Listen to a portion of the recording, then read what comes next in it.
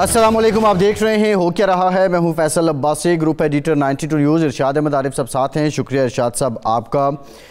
Israel की जानिब से फ़लस्तीनियों पर बमबारी का सिलसिला जारी है। रात गए रफ़ा में इजरायली बमबारी से 49 फ़लस्तीनी जाँ बहक हुए हैं।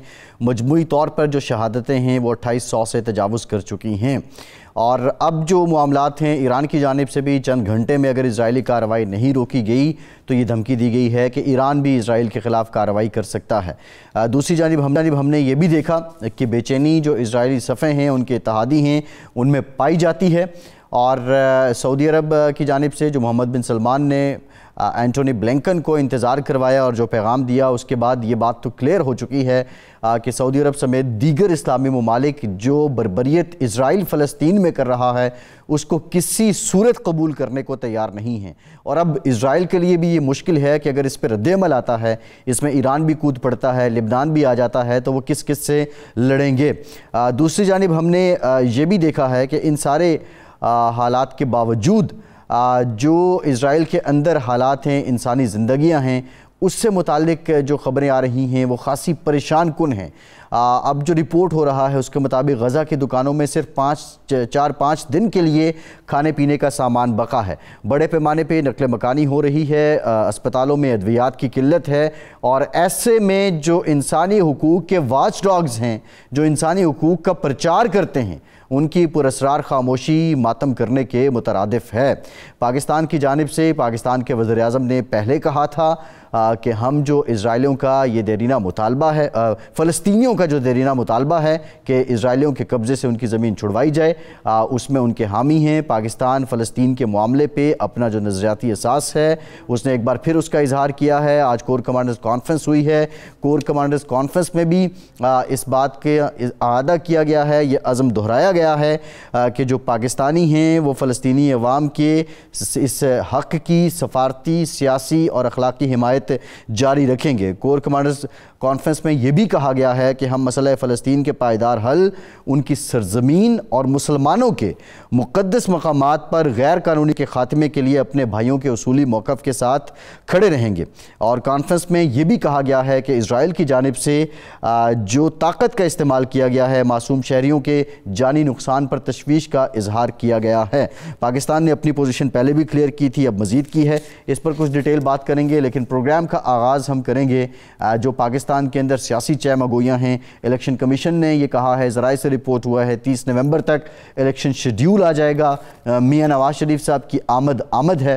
राजा रियाज साहब कौमी असम्बली में साबिक अपोजिशन लीडर और मुस्लिम लीग नून के रहनुमा हमारे से प्रोग्राम में हमें ज्वाइन कर रहे हैं। राजा साहब आपकी तरफ भी आएंगे, लेकिन इरशाद साहब डेवलपमेंट्स हैं। इलेक्शन की जानिब से, इलेक्शन कमीशन की जानिब से रिपोर्ट हो रहा है कि इलेक्शन शेड्यूल 30 नवंबर तक हो जाएगा। ये भाम भी कम हो रहा है। मुर्तज़ा सोलंकी साहब आज शफकत महमूद साहब से मिले, इससे भी ये बात भी क्लियर आ रही है कि पीटीआई अब इस लूप में है, वो इलेक्शन कंटेस्ट करेंगे और उनकी जो बातें हैं वो सुनी हैं सोलंकी साहब ने। तो आप क्या इन डेवलपमेंट्स पे आपके तासुरात इरशाद साहब? देखिए, जो इस वक्त मुल्क की सूरत हाल है, माशी सूरत हाल है, मुल्क की सियासी सूरत हाल है, समाजी एक सूरत हाल नज़र आती है, उसमें मुल्क के अंदर एक मुफाहमत की फ़ज़ा पैदा होना, एक रवादारी की फ़ज़ा पैदा होना, सियासी इस्तेहकाम की तरफ बढ़ना, उसके लिए लाज़मी है कि तमाम सियासी जमातें, तमाम कौमी इदारे सेम पेज पर हों। क्योंकि पाकिस्तान के अंदरूनी मामलात से कता नज़र अब बैरूनी मामलात ख़राब से ख़राब तर हो रहे हैं। पहले यूक्रेन की जंग का हम रोना रो रहे थे, जो हमारी मईशत को भी तबाह कर रही थी, और ख़ारजा पॉलिसी में भी हमारे लिए बहरहाल एक अजीब व गरीब सूरत हाल थी कि हम किस तरफ खड़े हों। और अब ये इसराइल का इशू आ गया है। इसराइल ने जो जारहियत की, इसराइल जिस अंदाज़ में हकूक़ पामाल कर रहा है, ज़ाहिर है वो मुसलमान मर्द, औरतें, बच्चे, जुल्म की इंतहा हो गई है।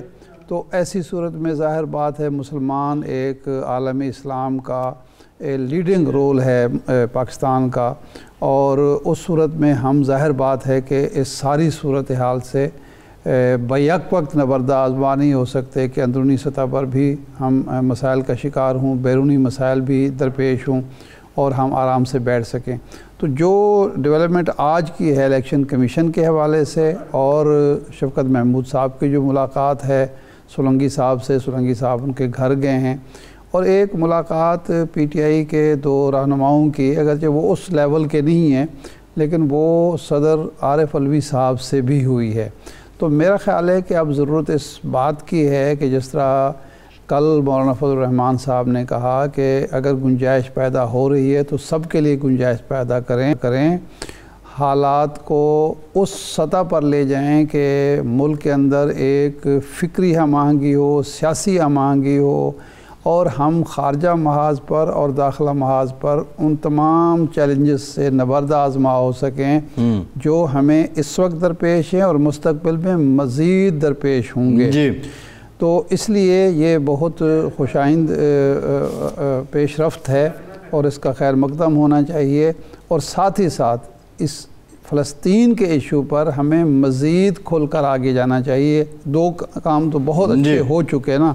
एक तो हमने कहा कि हम कश्मीर के साथ, फ़लस्तीनियों के साथ खड़े हैं, मज़लूम के साथ खड़े हैं, ज़ालिम के ख़िलाफ़, और दूसरा हमने इमदाद भेजने का ऐलान भी किया है इंसानी हमदर्दी के तहत। तो इसके बाद मज़ीद OIC कॉन्फ्रेंस में भी हमारा मौक़िफ़ जानदार और मज़बूत होना चाहिए। अब हम अगर कौमी सियासत की तरफ वापस आते हैं तो जी पहले इलाकाई फैसलाबाद चलते हैं। फ़रूक हबीब साहब वाली ये बात वो कौमी सियासत है ना। राजा रियाज साहब से जब बात करेंगे हम, वो कौमी सियासत की बात होगी ना।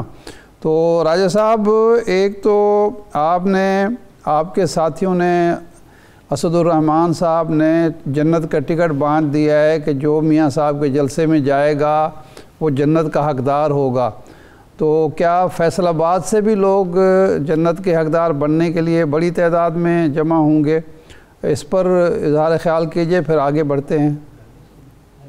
इरशाद साहब, बहुत बड़ी तादाद में तैयारियां हो रही हैं, मुसलसल मीटिंग हो रही है। हर कैंडिडेट जो MP का है या MNA का है या यूनियन काउंसिल का है, सब लोग इस वक्त भरपूर मेहनत कर रहे हैं। फैसलाबाद में इस वक्त इस तरह लग रहा है कि 15-20 दिन बाद इलेक्शन है। इतनी ज्यादा यहाँ पे बैनर्स लगाए गए हैं, स्क्रीन लगाई गई हैं, बड़ी स्क्रीन जो बड़े बोर्ड है, बिल बोर्ड, उन पे लग रही हैं। तो ये रिक्शों के पीछे मियाँ साहब की तस्वीरें लग रही हैं। पूरा एक इलेक्शन का समा है। आज मोटरसाइकिल रैली भी फैसलाबाद में निकली है। तो इंशाल्लाह ताला आप देखेंगे कि वाकई एक बहुत बड़ी तादाद लोगों की 21 अक्टूबर को मीनार पाकिस्तान पे जमा होगी और इंशाल्लाह हम रिकॉर्ड तोड़ेंगे। पहले इतने लोग कभी मीनार पाकिस्तान पे जमा नहीं हुए होंगे जितने लोग हम जमा करने जा रहे हैं। राजा साहब, मियाँ साहब 4 साल के बाद आ रहे हैं। लोगों को मुस्लिम लीग के जो हामी हैं, पैरोकार हैं, उनको उनसे मोहब्बत भी है। लोग, ज़ाहिर बात है, जो टिकट के ख्वाहिशमंद लोग हैं या पुराने वर्कर हैं या नए लोग जो आए हैं, वो उनकी ख्वाहिश भी है कि भरपूर जलसा हो। जब ऐसी सूरत हाल, एक जोश जज्बा मौजूद है, तो कहीं 125 मोटरसाइकिल की ऑफ़र की जा रही है, कहीं जन्नत के टिकट, इसकी क्या ज़रूरत पड़ रही है पार्टी को? नहीं जी, कोई भी मोटरसाइकिल की ये आपसे मैंने सुना है। नहीं, ये तो बाकायदा ऐलान हुआ है। सैफुल मुल्क खोखर साहब ने यहाँ जलसे में ऐलान किया अपने कारकुनों को, 2 हलकों को, कि जी 125 मोटरसाइकिल देंगे जो ज़्यादा लोग लाएगा। नहीं, ऐसे नहीं है जी। हम इस तरह कौन इतने अफोर्ड कर सकता है? इतने ज्यादा लोग आने हैं कि कोई भी नहीं। वैसे उन्होंने पता नहीं किस सेंस, मैंने तो आपकी जुबान से सुनी है, किस सेंस में ये बात की है मेरे नहीं लम्हे। लेकिन हम तो लोगों को कह रहे हैं कि लोग खुद तैयार हैं, लोग खुद आ रहे हैं कि हमें कन्वेंस का बंदोबस्त करके दें। हम जाने के लिए तैयार हैं, हम कोशिश कर रहे हैं। अभी तक मेरे पास डिमांड है लोगों की कि हमें गाड़ी करके दें, बस करके दें, और हम कोशिश कर रहे हैं कि जो भी लोग आ रहे हैं उनकी डिमांड को पूरा करें। यहाँ पे मैं आपको एक दिलचस्प चीज बताना चाहता हूँ कि हमें जो पार्टी की तरफ से टारगेट मिला था वो सिर्फ 500 बंदों का था। तो अभी तक कोई 1500-1600 लोग तो मेरे पास खुद आ चुके हैं और अपने मोबाइल नंबर दे चुके हैं। और वो इस दफा ये भी होना है कि मोबाइल के जरिए सब लोगों को चेक किया जाना है कि वो लोग फैसलाबाद में है या लाहौर मीनार पाकिस्तान में। अच्छा, ये क्या जरूरत पड़ी राजा साहब? ये पहले तो कभी नहीं हुआ कि पार्टी वर्कर पर एतमाद नहीं है। नहीं नहीं, जदीद टेक्नोलॉजी का फायदा उठाना चाहिए, मैं तो इसके हक में हूँ। अच्छा, कुछ लोग ऐसे भी होते हैं जो घरों में बैठे रहते हैं और नंबर बनाने वाले, सब लोगों का पता होना चाहिए कि वो इस वक्त किधर है। ये बड़ी अच्छी एक्सरसाइज है और जदीद टेक्नोलॉजी का जिस तरह हर शोबे में फायदा उठाया जा रहा है, इसी तरह सियासी जमातों को भी ये हक है कि वो जदीद टेक्नोलॉजी का फायदा उठाएं और ये चेक करें। अच्छा, राजा साहब बिल्कुल ठीक कह रहे हैं आप, ये टेक्नोलॉजी का फ़ायदा उठाना चाहिए, लेकिन एक तासुर इससे ये आता है कि शायद लोग मन मर्जी से नहीं आ रहे और इसलिए वो उनको ट्रेस एंड ट्रैक किया जा रहा है। पीपल्स पार्टी, नहीं, ऐसी बात नहीं है जी। ये सिर्फ बड़े लीडर जो है ना, जो टिकट होल्डर है, ये सिर्फ उनके लिए उनको चेक किया जाएगा। अच्छा, वो अपने घरों से आए भी है कि नहीं आए, सही, हाँ। पाकिस्तान में मौजूद भी है कि नहीं। अच्छा। बाद में तो हर कोई कह देता मैं इतने आदमी ले गया और रहते अपने घरों में है। तो ये लीडरशिप ने बहुत अच्छा फैसला किया है कि सब टिकट होल्डर्स को, सब MNA MP को चेक किया जाए कि कौन कौन आया, कितने आदमी लेके आया, ताकि पता तो चले कि खून देने वाले मजनू कौन है और दूध पीने वाले मजनू कौन है। नहीं, लेकिन वहाँ कोई हाजिरी तो नहीं लगेगी कि हाजिरी लगवानी पड़ेगी? नहीं, हाजिरी कोई नहीं है, सिर्फ अच्छा चेक किया जाएगा कि राजा रियाज किधर है। अच्छा, सही है, सही। अच्छा राजा साहब, अब ये यानी एक बात तो ये साबित होती है कि पार्टी के अंदर भी कुछ लोग ऐसे होते हैं जो रंगबाजी कर जाते हैं। अच्छा, पीपल्स पार्टी इस पे अपने रिजर्वेशन का इजहार कर रही है। कल नैयर बुखारी साहब, सेक्रेटरी जनरल हैं पीपल्स पार्टी के, हमारे साथ प्रोग्राम में थे। उन्होंने नवाज शरीफ साहब की आमद से मुताल्लिक कहा कि कानून की अमलदारी होनी चाहिए, और वो मजीद क्या कहा जा रही है आप सुनिए, फिर आके बात करते हैं। मियाँ साहब एक कन्विक्टेड आदमी है, सही, बिल्कुल। ये मुल्क है उनका, 3 दफ़ा वो वज़ीर-ए-आज़म रह चुके हैं, उनको मुल्क में वापस आना चाहिए जी। उनको अपना सियासी किरदार अदा करना चाहिए, लेकिन कानून की भी हुक्मरानी तो होनी चाहिए। सही, कानून के सामने भी किसी को जवाबदेह होना चाहिए। जी राज साहब, कन्विक्टेड आदमी हैं, यानी मियाँ साहब मुजरिम हैं, ये नैयर बुखारी साहब बात कह रहे हैं, और मुजरिम कानून की अमलदारी यही है कि जब आए तो उसे गिरफ्तार कर लिया जाए। तो आप समझते हैं कि इन प्रिंसिपल और जो जमहूरी और आइनी और कानूनी उसूलों के तहत नैयर बुखारी साहब ठीक मुतालबा कर रहे हैं? जी, मियाँ साहब इंशाल्लाह आएंगे, कल परसों हम उनके लिए राहदारी बेल के लिए अप्लाई कर रहे हैं। इंशाल्लाह हमें राहदारी बेल मिलेगी जिस दिन, उसके बाद अदालत तारीख डालेगी, उस दिन मियाँ साहब इंशाल्लाह अदालत में जाएंगे, वहाँ पेश होंगे, और अदालत बिल्कुल नैयर बुखारी साहब ठीक कर रहे हैं कि कानून की अलमदारी होनी चाहिए, हम इसके हक में हैं, हम बिल्कुल कानून की अलमदारी पे यकीन रखते हैं। तो मियाँ साहब जाएंगे अदालत में, और अदालत का जो भी फैसला होगा उसको हम मंजूर करेंगे। हम कोई पुलिस पे पेट्रोल बम नहीं फेंकेंगे, पत्थर नहीं मारेंगे, गाड़ियां नहीं जलाएंगे, पुलिस को एहतराम करेंगे, कानून का एहतराम करेंगे, और जो कानून कहेगा उस पर अमल करेंगे।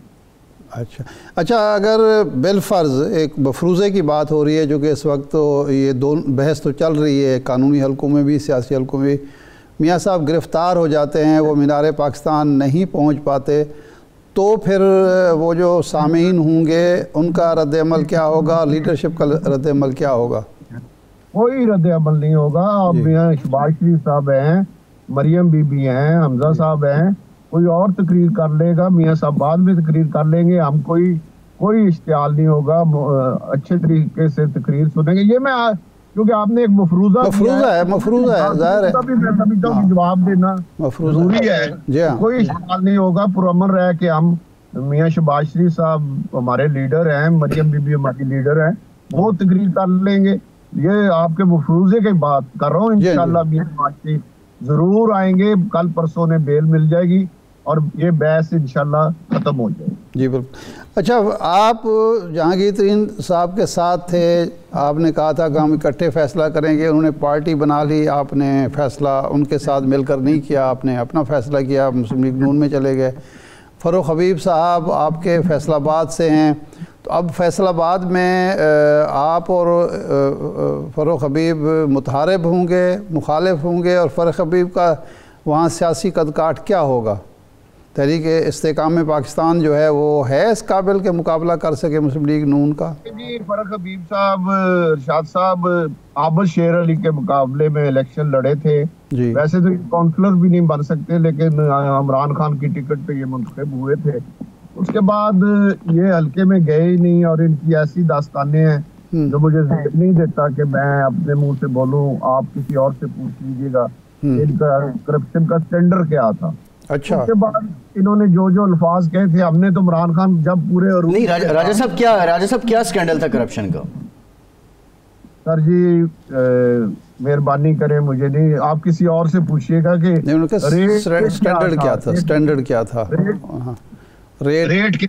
अच्छा अच्छा अच्छा, रेट। अच्छा, तो उसके बाद ये अब इस पोजीशन में भी नहीं है कि काउंसलर का इलेक्शन भी जीत सके या लड़ सके। जीतना तो दूर की बात है, लड़ भी नहीं सकते। ये उस्मान बुज़दार से इनका स्टैंडर्ड हाई था या कम था, लो था? नहीं, उस्मान बुज़दार से भी कम था। अच्छा अच्छा, उस्मान बुज़दार का 5000 था, इनका उससे भी कम। अच्छा, उस्मान बुज़दार वज़ीर आला पंजाब थे तो वो 5000 भी रिश्वत ले लेते थे? उनके भाई बैठे हुए थे यहाँ पे जिन्होंने एक बंदे से शलवार कमीजों के 5 जोड़े ले लिए थे। आप 5000 नहीं, तो इससे कम स्टैंडर्ड क्या होगा? जुराबें होंगी फिर राजा साहब? उससे कम स्टैंडर्ड जो होता है ना वो 1000 रुपया होता है। कितना होता है?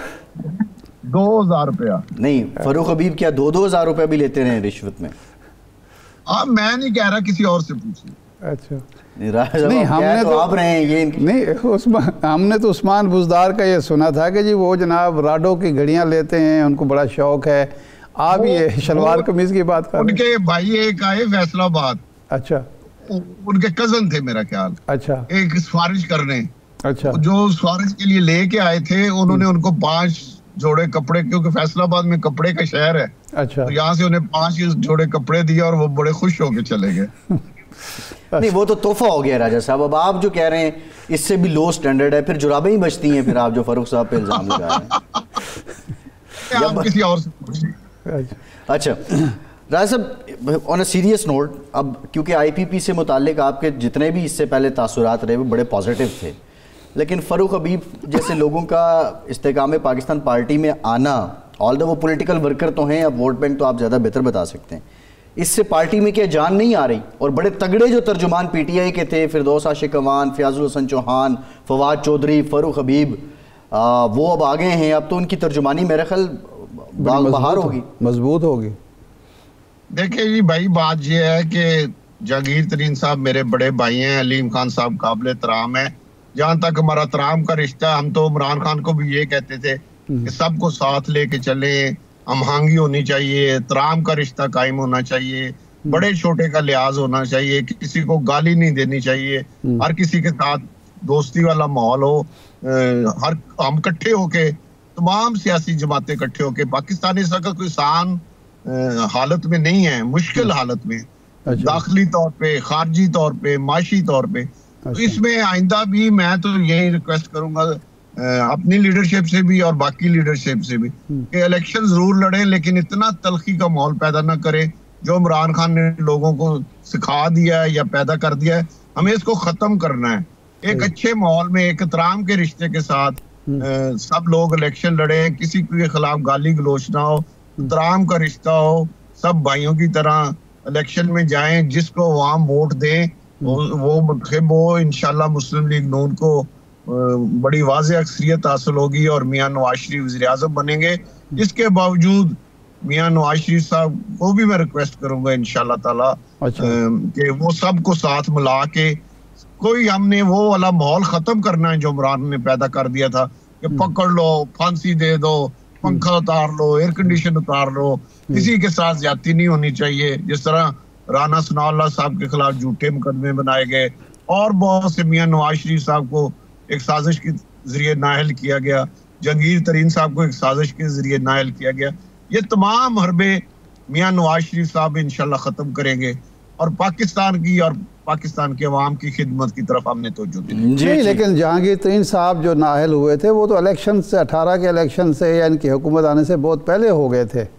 तो जी वो एक बैलेंस किया गया था, एक साजिश के तहत एक बैलेंस किया था, क्योंकि उधर से नवाज शरीफ साहब हुए थे तो बैलेंस पैदा करने के लिए उनकी कुर्बानी दी गई थी। हालांकि उनका केस बहुत वीक था, जिस तरह नवाज शरीफ का केस बहुत वीक था, इसी तरह जहांगीर तरीन साहब का केस भी बहुत वीक था। वो सिर्फ इमरान खान को बचा लिया गया और उन्होंने कुर्बानी दी। और उनको ये बात मैं आज आपको बताऊं, उन्हें पहले पता था कि मेरी कुर्बानी दी जा रही है, लेकिन मैं उनको सलाम पेश करता हूँ। तो वो फिर भी इमरान खान के साथ खड़े रहे। अच्छा, आखिरी सवाल राज साहब, बिल्कुल मुख्तसर जवाब। ये नैयर बुखारी साहब ने भी कल कहा, उससे पहले खुर्शीद शाह साहब, राजा परवेज अशरफ साहब कहते हैं कि मौजूदा दौर में मुस्लिम लीग नून के साथ को फेवर दी जा रही है, उनके 3 वज़ीर बैठे हुए हैं, उनके हुकूमत में चल रही है और हमारे साथ जो है हमें लेवल प्लेइंग फील्ड नहीं दी जा रही। अरशाद साहब, बात ये इलेक्शन आ रहे हैं, इतनी तो कम से कम इजाजत दें कि अखलाक के साथ एक दूसरे पे गाली दिए बगैर इस तरह के छोटे मोटे बमबारी, इल्जामात, ये नोक जोक जमहूरियत का हुस्न है, इसको सीरियस ना ले, ये चलती रहनी है और जैसे जैसे इलेक्शन आएगा और बढ़ेगा। अच्छा जी, ठीक ठीक। राजा साहब, बहुत शुक्रिया आपके वक्त का। एक ब्रेक के 12 हाजिर होंगे, फ़लस्तीन के मामले पे बात करेंगे।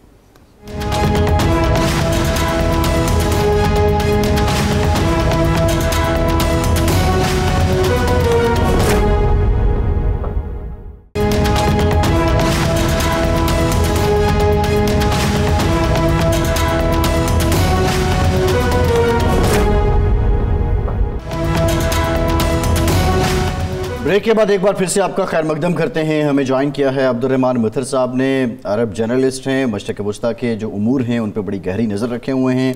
अब्दुर्रहमान साहब, बहुत शुक्रिया आपके वक्त का। अब्दुर्रहमान साहब, 1 हफ़्ते से ज़ायद हो गया ये जंग जारी है, लेकिन अब तक ना इजरायली गज़ा से मुसलमानों का इनखला मुकम्मल करवा सके, ना हमास के पास जो उनके इलाके थे उनको वागुजार करा सके। आपको अब अगले चंद दिनों में जब ये टेंशन बढ़ रही है, ईरान भी कह रहा है कि हम चंद घंटों में कार्रवाई कर सकते हैं इसराइल के ख़िलाफ़, लिबनान से भी हमला हो सकता है, तो इसका नतीजा ये सूरत हाल किस तरफ जाती दिखाई दे रही है?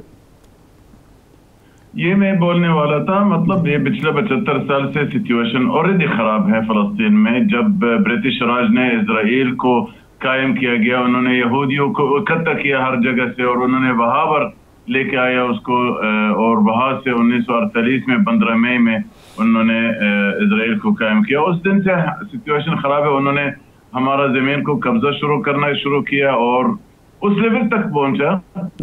उन्होंने हमारा क़िबला अव्वल मस्जिद अक्सा का रोजाना यहूदियों ने उसको तौहीन कर रहा है। तो इस वजह से ना ये जो गजा में जो फ्रीडम फाइटर्स है ना हमास का, उन्होंने ये ऐलान किया गया जब उन्होंने ऑपरेशन लॉन्च किया गया 7 अक्टूबर है, उन्होंने कहा देखो ये चीज रोकना पड़ेगा। ये जो यहूदी लोग है ना जो मस्जिद अक्सा के अंदर रोज जाता तौहीन करता, उसको रोकना पड़ेगा। इसके अलावा जो 6000 कैदी है, फलस्तीनी कैदी इजरायली जेलों में है, उसको रिहा करना पड़ेगा।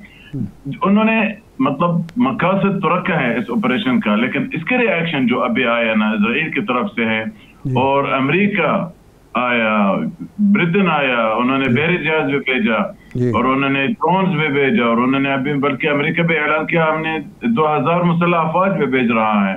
इटली, जर्मनी, फ्रांस, हर मुल्क अपना आर्मी और अपना सपोर्ट और मिलिट्री और अम्यूनिशन और जहाज और रडार सिस्टम और टेक्नोलॉजी।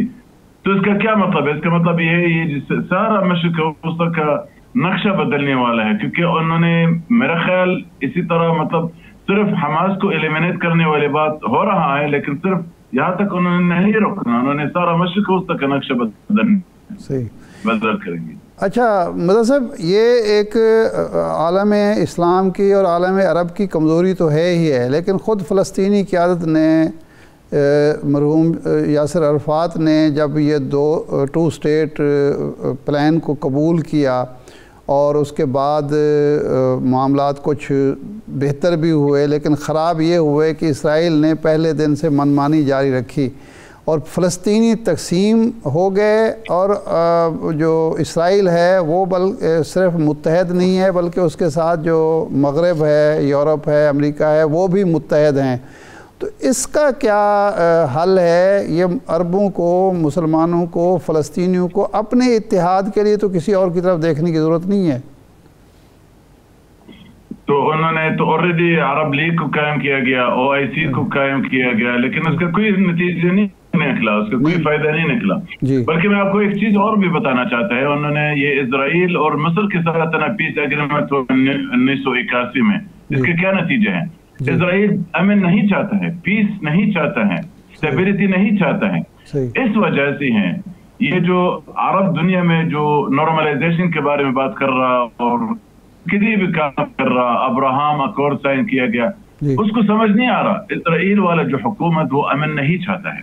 लिहाजा वो उन्होंने बेशक मतलब पीस एग्रीमेंट के बावजूद उन्होंने वायोलेशन किया, और जो फलस्तीनी जो अथॉरिटी जब इनके साथ भी एग्रीमेंट साइन किया गया उन्होंने भी अपना हुकूक दिया नहीं है। लिहाजा ये हमास लोग के लिए ना उन्होंने ये इस नतीजे पे पहुंचा, भाई इतना पीस एग्रीमेंट, इतना मुज़ाकरात, इतना इसका कोई फायदा नहीं निकला क्योंकि इम्प्लीमेंट नहीं हो रहा। यूनाइटेड नेशंस ने 82 करारदाद इशू किया गया फलस्तीनियों के हक में, एक इम्प्लीमेंट नहीं हुआ। तो लोग फ्रस्ट्रेशन लेवल तो बिल्कुल मतलब हाईएस्ट पॉइंट तक पहुंच गया जब इतना मुज़ाकरात, इतना भी एग्रीमेंट, लेकिन फायदा नहीं निकला। पिछले 75 साल से फायदा नहीं निकला, तो फिर बाकी क्या है? जब नहीं, अब ये सवाल तो हम आपसे कर रहे हैं ना कि अब फ़लस्तीनियों के पास या अरबों के पास ऑप्शन क्या है? देखिए, एक तो है जो ईरान के खामनाई ने कहा कि जी अगर आप जंग बंदी नहीं करेंगे तो आप तैयार रहें, लेकिन ईरान क्या करेगा? क्या वो जंग में कूद पड़ेगा? एक सऊदी अरब का रवैया है कि मोहम्मद बिन सलमान ने मिस्र से बात की, फ्रांस से बात की, अमेरिका से बात की, ब्लिंकन आया तो उसको कोल्ड शोल्डर दिया। तो इनमें से कौन सा लाया अमल है जो इख्तियार करके, या कौन सी ऑप्शन है जो इख्तियार करके हम इसराइल को रोक सकते हैं या फ़लस्तीनी अपने बका का इंतज़ाम कर सकते हैं? तारीख हमें ये बता रहा है जब सलाहुद्दीन अय्यूबी बैतुल मक़दिस ने आज़ाद किया गया सलीबी जंग के बाद, सलीबी की कब्जा के बाद, उन्होंने इनके लश्कर में अरब, कुर्द, तुर्क, अफ्रीकन, सेंट्रल एशियन हर जगह से, और ये एक मुकद्दस जमीन है। ये हक और बातिल वाला जो जंग है, जब तक ये सब इकट्ठा ना हो मेरा नहीं ख्याल ये मसला हल हो जाएगा। लेकिन अभी अरब के लिए कम से कम उसको समझना चाहिए, मुस्लिम उम्मा को कम से कम उसको अंडरस्टैंड करना चाहिए, भाई हम कौन सा इशू पे है, ये इशू क्या है, कम से कम ABC को अंडरस्टैंड करना चाहिए। ईरान के बारे में आपने बात किया, मैं आपको बता रहा हूँ 1969 में जब रेवोल्यूशन आया, अभी तक 44 साल हो गया, और उन्होंने डे वन से अभी तक उन्होंने ये बता गया हम इजराइल को खत्म करेंगे और अमेरिका को खत्म करेंगे, लेकिन हुआ कुछ भी नहीं है। 44 ईयर्स है ना, इसके बावजूद उन्होंने एक मिसाइल नहीं फेंका। इनकी लश्कर लेबनान में मौजूद है, शाम में मौजूद है, जो बिल्कुल फलस्तीन वाला बॉर्डर भी मौजूद है, लेकिन अभी तक उन्होंने कुछ किया नहीं है। असल मसला ये है जब हमें इस चीज को रियलाइज करना पड़ेगा, ये हक और बातिल वाला जंग है, ये वाला जंग नहीं है। अच्छा अब्दुर्रहमान साहब, ये अभी इरशाद साहब ने तकसीम की बात की थी, अब मामला ये है कि फ़लस्तीनी सदर महमूद अब्बास तायीद करते हैं अमरीकी सदर जो बाइडन के इस बयान की कि हमास फ़लस्तीनियों की नुमाइंदा तंजीम नहीं है, और जो रिफ्लेक्शन है हमास ने जो कुछ किया वो पूरी एक मुस्लिम उम्मा की तरफ से, जो मुस्लिम अवाम है उनकी तरफ से तो उसकी एक हिमायत नज़र आती है। तो क्या वाकई फ़लस्तीन के अवाम की हिमायत हमास के साथ नहीं है और फ़लस्तीनी हुकूमत के साथ है? सबसे बड़ा गलती किया गया इजरायली हुकूमत जब उन्होंने मुशाबहत किया गया हमास और दाइश का पब्लिक सपोर्ट नहीं है, हमास का है। 23 लाख आवाम है ना जो गजा में, इनमें मोर देन 80% वो हमास का सपोर्टर हैं। और ये उसको खत्म करने के लिए बहुत बड़ा मसला। इसलिए जो ग्राउंड रियलिटी आपके सामने क्या है, ग्राउंड रियलिटी ये है इजराइल बुज़दिल तरीके से जहाजों से रिहायशी इलाकों के ऊपर बमबारी कर रहा है। वो किसको बमबारी कर रहा है? जो हमास फाइटर्स का रिश्तेदार, रिलेटिव्स, फैमिली, उसको कत्ल कर रहा है। इसका मतलब क्या है? इसका मतलब ये है हमास का पब्लिक सपोर्ट बहुत है, और उन्होंने पिछला तकरीबन 16 साल से गजा में अपने हुकूमत किया गया बहुत बड़ा कामयाबी के साथ है। अभी अमेरिका वाला जो स्टेटमेंट है या किसी और का स्टेटमेंट है, उनका अपना ज़ाती राय है, लेकिन ग्राउंड रियलिटी हमें एक चीज बता रहा है। ग्राउंड रियलिटी ये है, पीस और मुज़ाकरात का कोई नतीजा नहीं निकला। महमूद अब्बास खुद मुज़ाकरात नहीं किया गया और उन्होंने ओस्लो एग्रीमेंट 1993 साइन किया गया, लेकिन अभी तक खुद वो स्टेटमेंट दे रहा है रोजाना, भाई हमें हकूक भी नहीं मिला। जो ऑलरेडी इजरायली ने साइन किया गया और जो अमेरिकी ने भी साइन किया गया, वो भी उसको हकूक नहीं मिला। लिहाजा फलस्तीनी और हमास के लिए कम से कम कोई मुज़ाकरात का नतीजा नहीं निकला, लिहाजा उनको सिर्फ बंदूक नजर आ रहा। जी ठीक, बिल्कुल ठीक, बहुत शुक्रिया अब्दुल रहमत साहब, आप हमारे साथ मौजूद थे। एक ब्रेक के बाद हाजिर होंगे, बात करेंगे पाकिस्तान की जो मुआशी इशारे हैं बेहतर हुए हैं, पेट्रोल सस्ता हुआ है, रुपए की कदर बढ़ी है, महंगाई में कमी आ रही है, ये अवामिल और मुहर्रिकात इसके पीछे क्या हैं, ब्रेक के बाद बात करते हैं।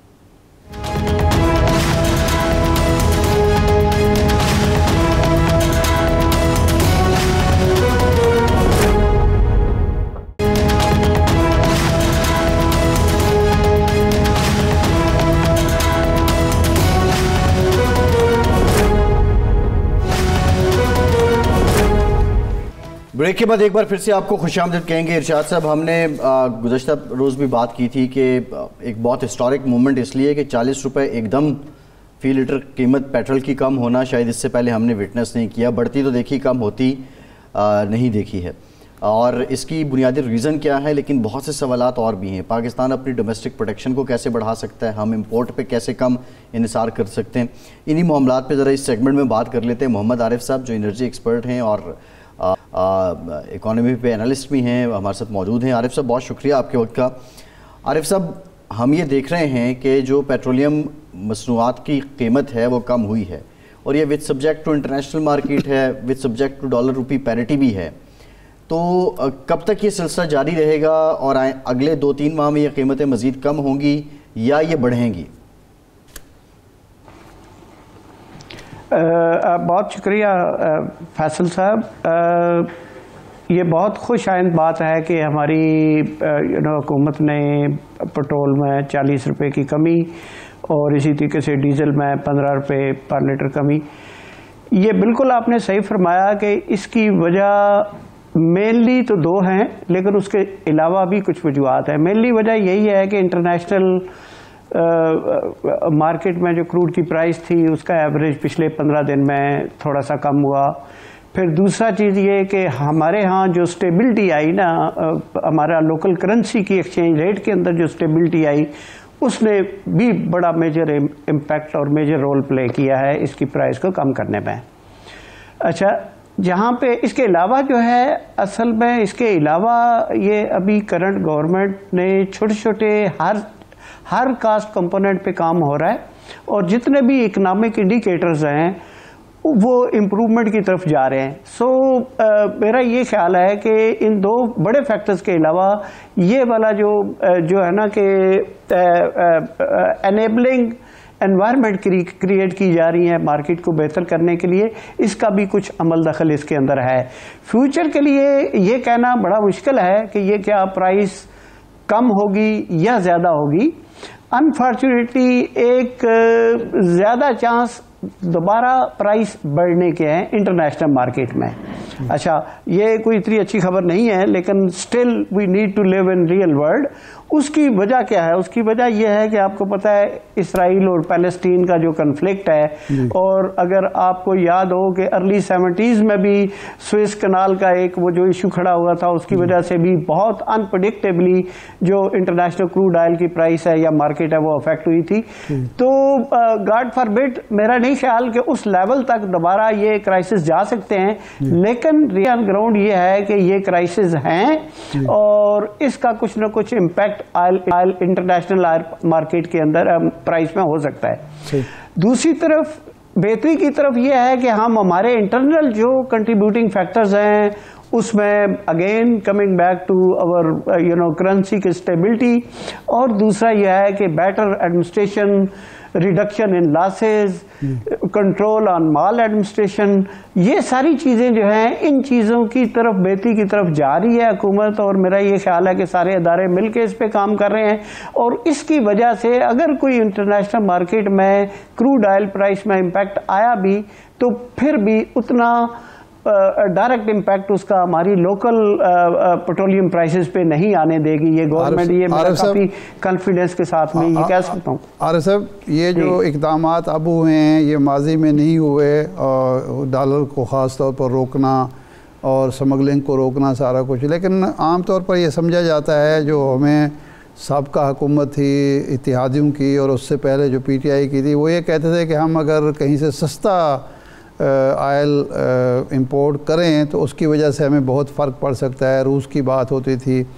क्या हम जब स्मगलिंग ईरान से हो रही है तो उस मार्केट को रेगुलराइज करके ईरान से क्यों नहीं इंपोर्ट करते, और रूस से जो इंपोर्ट किया था उसका कोई इम्पेक्ट क्यों नहीं आया, और आइंदा हम उसको बढ़ा क्यों नहीं सकते, जबकि ये कहा जाता है कि इंडिया ने उसका बहुत फ़ायदा पहुँचाया है अपनी इंडस्ट्री को भी और अपने अवाम को भी।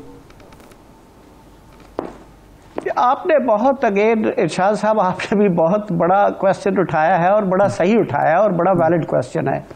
वो ये है कि देखिए, हमें एज ए सोवरेन नेशन हमें सारे वो इकदाम लेने चाहिए जो हमारी इकानमी और मुल्क और अवाम के लिए बेहतर है।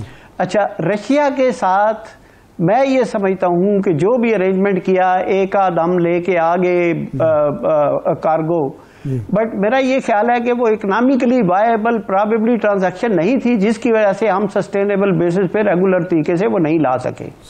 अच्छा, अब मैं ये बात जनरली ऑन इट्स फेस कर रहा हूँ, उसकी वजह यही है कि क्योंकि हम बाद में उसके एक से ज्यादा को कार्गो नहीं आए, उसके बाद पता चला, कुछ एक न्यूज़ थी कि प्राइवेट सेक्टर में भी कोई एक कंपनी लेके आई है एक cargo, but fact of the matter is कि जो हमारी गवर्नमेंट लेवल पे अगर एफिशिएंसी आ जाए इस तरह की स्टेट टू स्टेट या गवर्नमेंट टू गवर्नमेंट ट्रांजैक्शन को क्लोज करने के लिए या ट्रांजैक्शन या नेगोशिएशन करने के लिए, वही एक, और वो भी टाइमली, अगर वक्त पे गवर्नमेंट टू गवर्नमेंट नेगोशिएशन करके ट्रांजैक्शन को एक मुनासिब टर्म के अंदर कर लिया जाए तो वो डेफिनेटली बेहतर हो सकता है। मेरा ये ख्याल है कि उसमें कुछ देर कर दी थी हमने।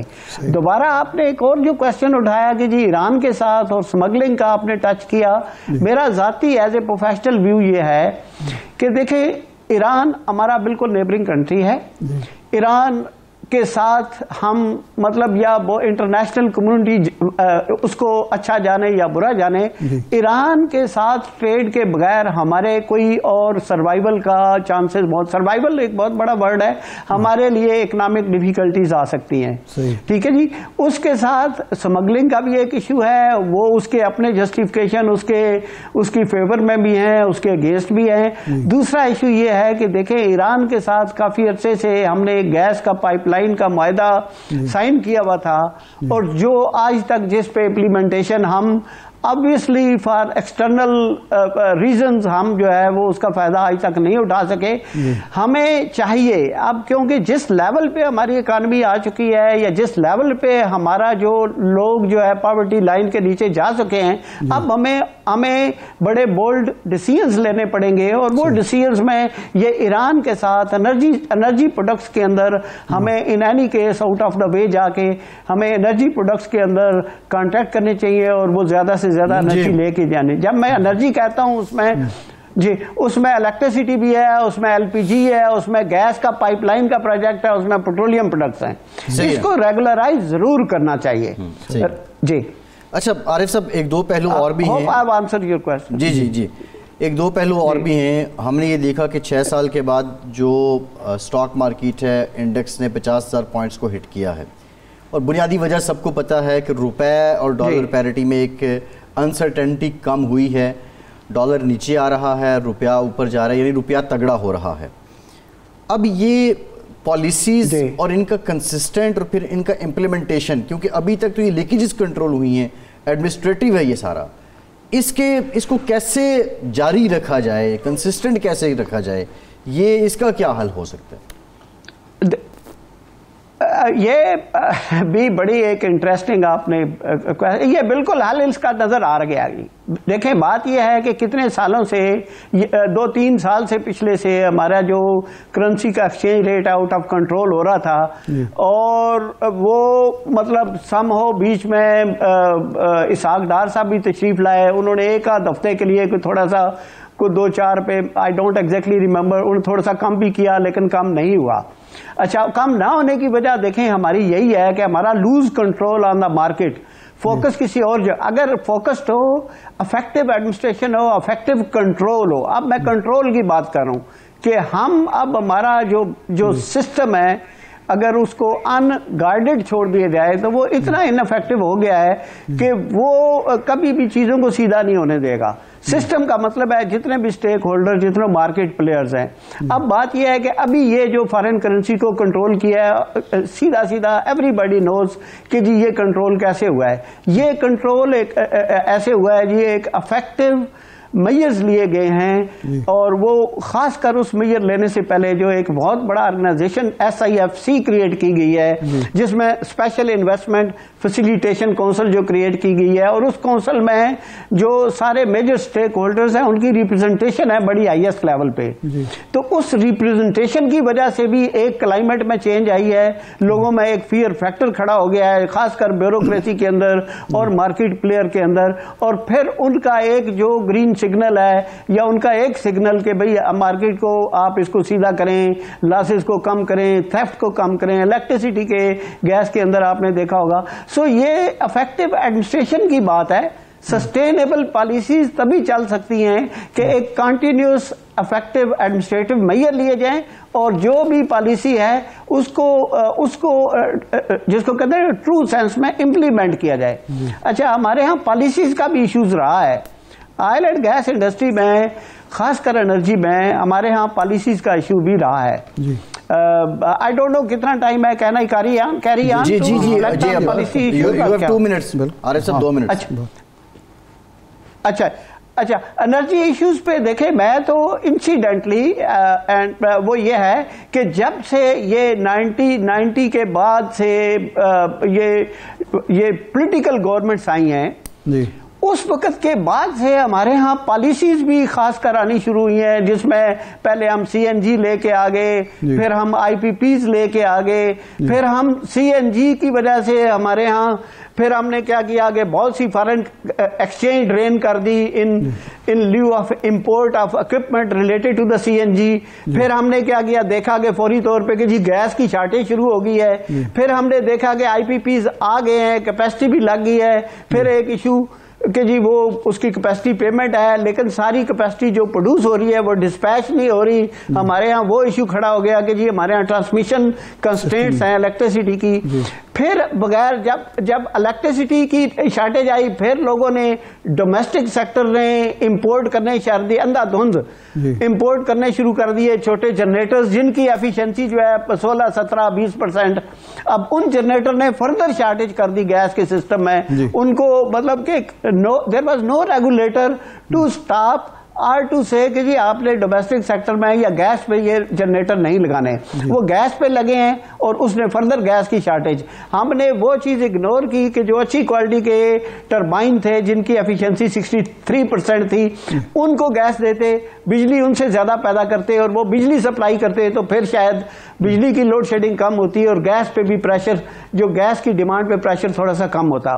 ये फिर आई, फिर हम आगे उसमें सोलर के अंदर, सोलर में कोई 2 हफ्ते पहले आपने एक बहुत बड़ा एक स्कैम सुना होगा। फिर उसके बाद सोलर में जरूर आए, सोलर में भी फॉरेन करेंसी हमने बहुत ड्रेन की, और वो गलत पॉलिसियों या गलत इंप्लीमेंटेशन या शेयर करप्शन की वजह से।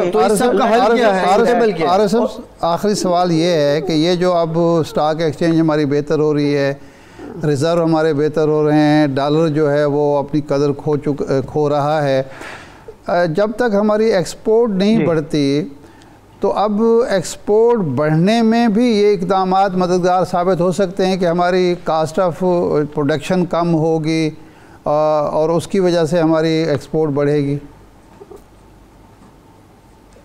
देखिए जी, ये बिल्कुल आपने ये भी सही पॉइंट आउट किया, लेकिन वो cost of production export sector को कैसे कम हो सकती है, वो दो शक्लें हैं। एक के उनको इलेक्ट्रिसिटी आप थोड़ी सी चीपर दें, और दूसरा उनको गैस चीपर दें। अब हमारे यहाँ हो क्या रहा है कि पॉलिटिकल बेसिस पे हम डोमेस्टिक सेक्टर को ऑलमोस्ट सारी उम्र हमने फ्री गैस दे के और हमने अपने रिजर्व डिप्लीट कर दिए। हमने इंडस्ट्रियल डेवलपमेंट या जीडीपी की ग्रोथ उतनी नहीं कर सके जितनी गैस सेक्टर हमारा कंट्रीब्यूट कर सकता था।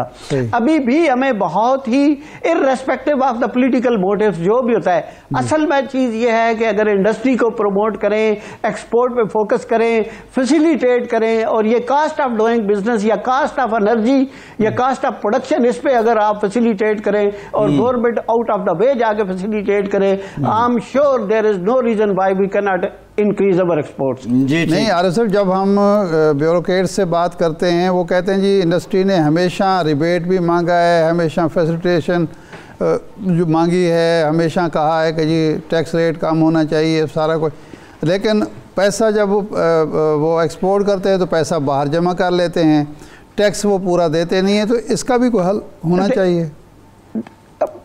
मैं सर इसका हल एक है जी कि लोगों की नीयत ठीक हो जाए, ब्यूरोक्रेसी की भी, और जो लोग इसके अंदर सारे इन्वॉल्व होते हैं। ये अभी जो बड़ा आइडियल केस या एक जो केस स्टडी ये जो पिछले 2-3 हफ्ते पहले जो सरफेस हुई है, खासकर इंपोर्ट ऑफ सोलर पैनल्स पे, देखें बात यह है कि जब तक सरकारी अदारे उसमें इन्वॉल्व नहीं होते कोई करप्शन नहीं कर सकता। यहाँ पे एक्सपोर्टर जो है अगर कोई चीज एक्सपोर्ट करते हैं और जो भी अंडर एडवाइसिंग, ओवर एडवाइसिंग और फॉरेन एक्सचेंज या उनकी जो सेल प्रोसीड है किसी बाहर के मुल्क में ही होल्ड कर लेते हैं, तो वेयर आर दोज इंस्टीट्यूशंस जो इसके लिए रिस्पॉन्सिबल हैं टू मेक श्योर कि उसका जितनी चीज की एक्सपोर्ट हुई है वो पैसे भी मुल्क में आए। अब अगर यहाँ पे हमारे अदारे या वो रेलेवेंट जो अदारे हैं वो काम नहीं कर रहे, जब तक उनके खिलाफ एक इफेक्टिव एक्शन नहीं लिया जाएगा ये इश्यूज रहेंगे। मैं थोड़ा सा यहाँ पे एक चीज सबमिट करना चाहता हूँ कि देखें जो कंज्यूमर्स हैं, कंज्यूमर है, इलेक्ट्रिसिटी के हो गए, गैस के हो गए, मैं ये बिल्कुल नहीं कहना चाहता कि जो भी थेफ्ट में इन्वॉल्व है उनके खिलाफ एक्शन ना लिया जाए, लेकिन मैं ये जरूर कहना चाहूंगा कि कंज्यूमर के खिलाफ थेफ्ट में एक्शन लेने के साथ साथ हर कंज्यूमर जिसके खिलाफ आप एक्शन लें, जी बिल्कुल ठीक, आरिफ साहब रेलेवेंट कंपनी के एम्प्लॉइज के साथ, जी बिल्कुल ठीक है, बड़ी जबरदस्त बात आपने की आरिफ साहब। प्रोग्राम का टाइम खत्म हो गया, बहुत शुक्रिया, आज के प्रोग्राम से इतना ही। इरशाद साहब आपका भी शुक्रिया, इजाजत दीजिए।